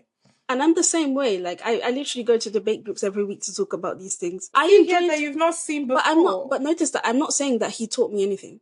I'm saying that I enjoyed being taken on the journey. And that's the reason why I find the commentaries around predictability and stuff like that, it's like you're missing the point. I think the whole point of the movie is to show us how, in an attempt to destroy your opponent, whether that's the alien in this circumstance or whether it's Teddy, there's a move that humanity likes to do a lot, where you dehumanize the other person. And I enjoyed seeing that dialogue between the two groups throughout the movie, and how you can see that the audience is supposed to shift their position throughout the movie, and I thought it was quite clever. Another thing that I want to actually follow up on what you just said. I think that's a very important point you just made about it's kind of the whole concept that is she or is she not an alien is to introduce the metaphor that, like, you even wanting someone that you think is despicable to not be human so you can justify how you treat them is like a bad instinct of people. Yeah. I understand that concept, what you just said. In my opinion, this film actually doesn't deliver it properly because of the way it ends. Because it ends with basically confirming all of his craziest conspiracy theories. Now, I understand that the film needed to end with a bang, and I'm not saying they shouldn't have revealed she was an alien, but because I knew that was coming, and the way they then revealed it was in, like, it's literally a flat earth. There's literally an alien species. They want to destroy the planet. They're all giant bubble people. To me, how actually don't you read that as them saying that you don't actually need to hold any real humans responsible? Like, you can let your imagination run as crazy as you want. And there's one very important scene to address this. Almost giving a permission structure for the weird continued fetishization of violence towards characters played by Emma Stone that this man keeps on doing. It's just very suspicious stuff. I find that interesting. It's not the first scene where this happens in the movie. And this is what I'm saying. It's actually the second time we see it. The first time we see it is when it's Teddy and he's torturing Emma Stone in the chair. And that's the first time we see proper, like, grotesque. Like, I actually felt uncomfortable, like, damn, like, this is a lot. Where Emma Stone is being tortured in the chair, right? And the whole point of that scene, and the reason why I like it, even though, again, it's violence against Emma Stone or women on the big screen, is because the whole point here is to convince the audience, or for the audience to decide for themselves, do you consider her an alien that's coming to destroy people? And therefore, is the violence he's doing justified? That's the first time we see it. And then obviously at that point, people are supposed to feel sorry for her, right? Then the second time we see it at the end, we see that actually she's an alien. So you're supposed to shift your perspective again. That's what I'm saying. The movie's doing some clever things. But whether or not people receive it is different. Was an alien. Does it work if you always knew she was an alien? We knew she was always an alien. I don't know that everyone will. But again, whether or not she is it's basically irrelevant for me for this movie. I just strongly disagree with you on this movie. It's always very interesting when we disagree. I think I am so polar opposite to you in your perspective on this film. But I enjoy that you have a different opinion. And I enjoy that you've unmasked yourself as a Yoga stan. We will work with this understanding moving forward. I will say I have one or two positive things to say about the film, which is that the actual, not the cinematography, because I actually don't care for the cinematography, but the actual, whatever technical camera they used, the actual literal image quality of the shots I thought was quite nice. That's, I think, the only positive thing I can say about this film. I really did hate this film. Is it my least favorite movie of the year? But we'll get into that. I have a couple more comments to make, both positive and negative. So you already discussed Jesse Plemons, but I want to highlight that I thought his performance was excellent. I'm a massive Jesse Plemons fan. I've seen him in so many different movies. He's in a number of my favorite movies, actually, including I'm Thinking of Ending Things. I really loved Killers of a Flower Moon, The Power of the Dog. I love this guy. And I completely lost track of him. Like, towards the end of it, I didn't even recognize him as Jesse Plemons. That scene where Michelle is basically emotionally torturing him, and this is after he's killed his mom, basically. And she laughs at him in his face and says, look, you're so stupid. You humans are so, embarrassing. And the way he just cowers after being quite manipulative and abusive throughout the movie, I thought it was excellent. I want to see him nominated for lead actor. Like, I'm really irritated that people are not speaking about his performance. I wouldn't go that far. Would he be considered lead or supporting, though? But I wouldn't go that far. But I agree, I did enjoy seeing him cower like that. I don't know if I felt like he fully disappeared into the role, but compared to the rest of the cast, which I wasn't very gagged by them, he was, to me, very clearly the best performer. I do want to highlight one other cast member, though. That is Aidan Delbus. He plays Don. So I wasn't sure about his backstory or, because I've never seen him act in anything before. I did a bit of digging, and it turns out that he's autistic himself, and he's part of a program to support actors who are neurodivergent. And I think this is one of his first big projects, and I think he did a really good job. I'm really, really happy for him. I will say Emma Stone's performance was good, but it wasn't excellent. I think it's a step down, not only from Poor Things, but also Kinds of Kindness, actually. I thought, the performance was quite flat. There were times where I was like, is it intentionally being flat? And is that like the point here? Because she's playing this person who every word that comes out of her mouth is a rehearsed, briefing notes or media statement. But I think Nicole Kidman is doing something similar in Baby Girl, but her performance feels more interesting. Yeah, but she's a human. She's a human. She's not an alien. So I agree with you. I didn't love the performance, but there could be justifications for it. Well, yes, you're going to justify your Ghost's choices as a director because you're a stan. Of course. A couple more things on the technicals. I was really excited by the trailer because of how it looked. I thought it looked very beautiful, but I found the movie to be disappointing when it came to cinematography. We do get some... I enjoyed the font. Like, I love the font. I would actually like him to produce that as something we could use. I love the font. But in terms of the shots, I don't know. I think it's because we spent so much time in that bunker. I wasn't impressed. I felt like this was like quite a big step down from a number of his recent movies, actually. I also think that Lanthimos was trying to be safe because obviously he had so much success with Poor Things. Kinds of Kindness was not received very well. I think a lot of people were not prepared for the anthology structure, and in general, people just didn't like it. So I think he wanted to be safe with this movie. I do feel like this is him on his best behavior. And actually, I think in the process of him doing that, we lost some of his flair. I definitely agree. In films like The Favourite and Poor Things, whatever criticisms I could have of them, they're doing a lot more interesting things cinematographically. I was like, I gave it some grace in saying that maybe the film is supposed to make you feel a bit claustrophobic because you're supposed to be in Teddy's mind to some degree and just be so eaten up with guilt and hate and anger and this rabbit hole you've sunk into. So you're not supposed to be viewing the world as this beautiful and fascinating place. Like, I tried to give it that grace. So for that reason, I'm not going to harp too much on the cinematography. But yeah, I found it to be like a beauty-free film. In the famous words of Gia Gunn, where is the glamour? It wasn't gorgeous at all. Yeah, it wasn't giving. But I was like, okay, maybe it's not every film that's supposed to be gorgeous. The font is gorgeous, like you said, and it's cool and it's alien. So maybe that's what's supposed to be jarring about it. The world of Teddy is supposed to feel flat, and the alien world is supposed to feel strange. But even the alien world, it was giving some studio that was, designed by some kind of prop designers in Hollywood. Girl, give us some. And we got like glamour. 5 minutes of it. Yeah. One final comment from me is on the score. Very controversial. A lot of people don't like the score. I loved it. I love the score. Look, it's nothing new. We've seen this from a Lanthimos movie before. Poor Things has a very similar score, I would say. It just maybe a bit more fantastical, whereas this one is more alien oriented. I thought it added to the drama. It added to the weirdness. It would pipe up at the most random times. I enjoyed it. I hated it. I found it irritating, discombobulating, jarring, not in a good way, in a good, ooh, you're unsure, and that makes you on edge in a very exciting way, but can someone stop this right now before I walk out of this theatre? That's actually how I was feeling. I could not stand it. I hated the sound editing in general. Yeah. My God, I sound like such a hater.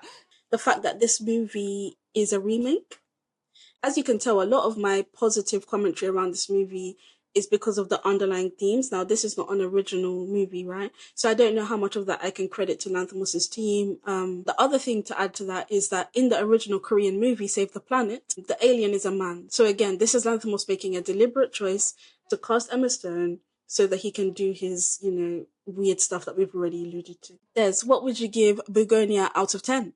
On Letterboxd, I had given this movie 1.5 stars, which would be a 3 out of 10. But upon reflecting on it and thinking about it more, I actually want to downgrade that to a 2 out of 10. So actually just 1 star out of 5.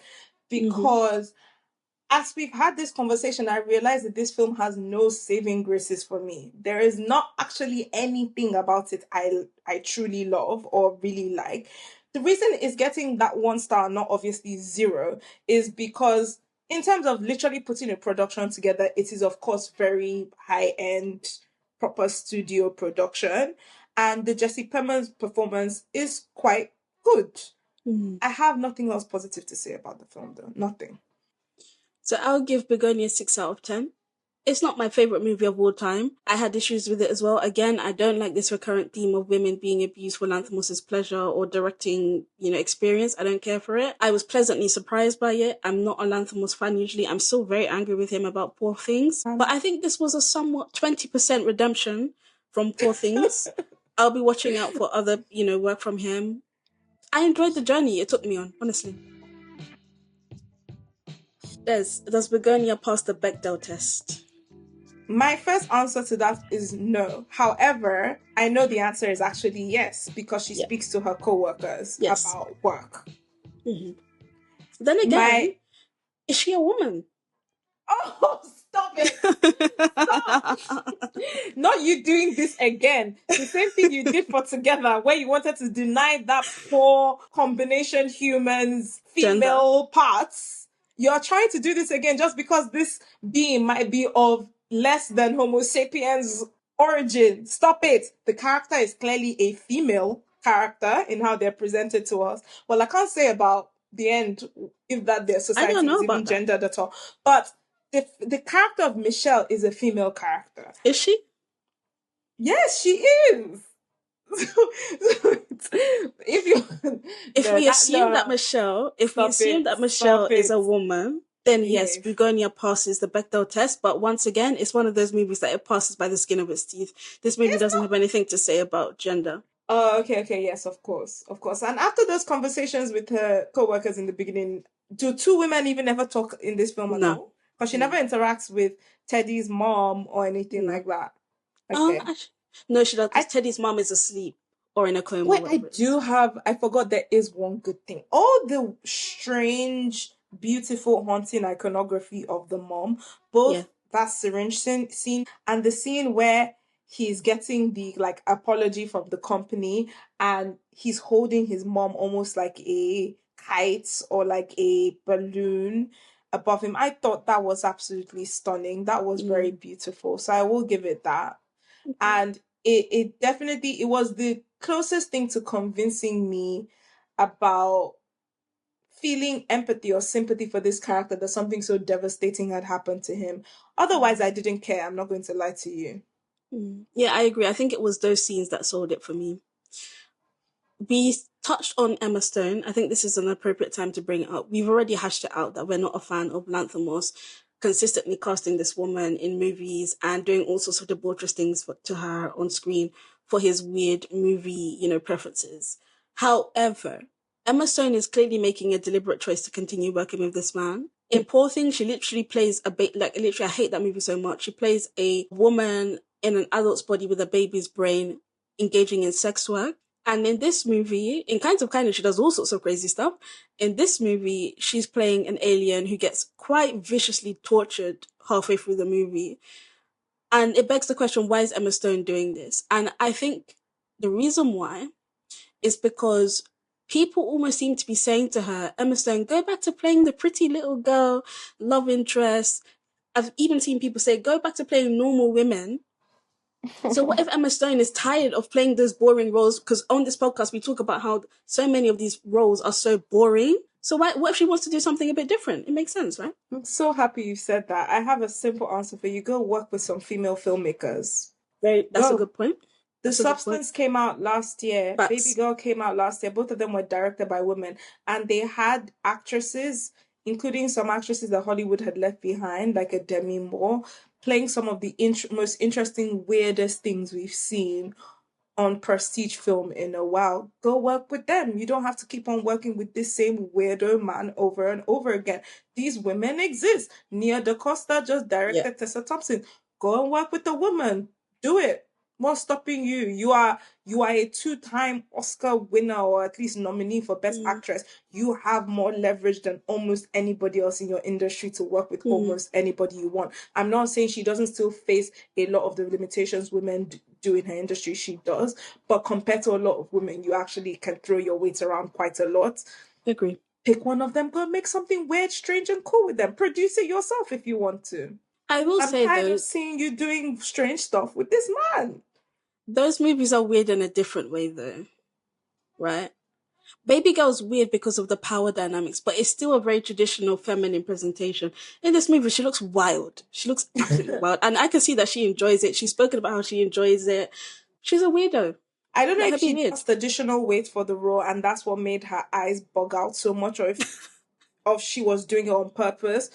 But I was taken aback by how bug-eyed she looked in the film in like a cool, weird way.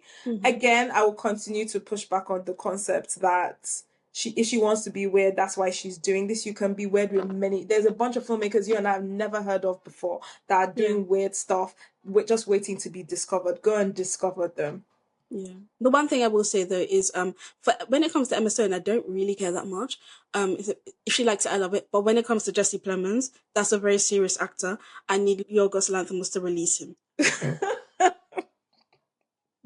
I'm actually getting tired of seeing Jesse Plemons working with. No, I'm getting tired of seeing him working with Lanthimos. Like, let him go and do some serious movies now. No, you say you don't really give a damn like Emma that much, but that you actually want to see Jesse. You want to see Jesse be great. That's my baby. Do you know how many movies he's in that I love?